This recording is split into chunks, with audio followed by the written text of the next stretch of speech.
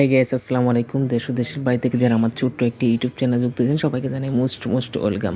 তো আশা করি সবাই ভালো আছেন। তো গাইস, আপনাদের মাঝে আজকে নিউ একটা ব্লগ নিয়ে চলে এসে পড়ছি। আজকে ব্লগটি অত্যন্ত খুবই দুঃখজনক, কারণ কেননা এই যে দেখেন বাইরা শুয়ে আছে, সব আমাদের বাঙালি বাইরা। তো তারা এখন বর্তমান মালয়েশিয়াতে আছে। তো দেখেন কিভাবে শুয়ে আছে, লাকেশ টাকেশ নিয়ে, যার যার যা কিছু আছে সব নিয়ে এখানে শুয়ে আছে। তো ফ্লোরের মাঝে কোনো নাই ঘর, নাই কোনো বিছনা, নাই কোনো খাট।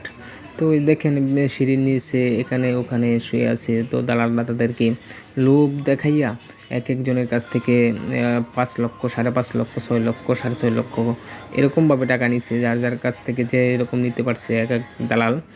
তো এই যে দেখেন এই কোম্পানিতে এসেছে। তো যেই কোম্পানিতে আসছে ওই কোম্পানির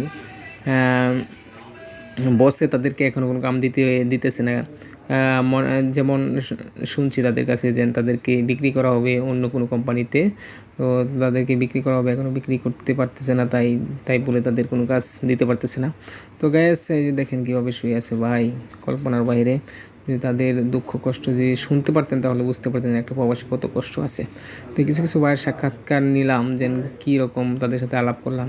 ওরা মানে মানে কথা বলতে গিয়ে কান্না করতেছে যে বাড়িতে যা আছে, বাড়ি বিটা এমনও গরিব, অনেক গরিব আছে ভাইয়েরা, তারা বাড়ি বিটাও পর্যন্ত বিক্রি করে লেছি এই প্রবাস আসার জন্য। কারণ তারা আর দেশে কিছু করতে পারতেছে না, এই জন্যে তারা শেষ সম্বলটুকু বেছেও কিছু কিছু প্রবাসী ভাইরা আছে। আবার কিছু কিছু ভাইরা আছে ব্যাংক থেকে লোন নিয়ে আসছে, কিস্তিতে, মাসিক কিস্তি, সাপ্তাহিক কিস্তি এরকমভাবে আসছে।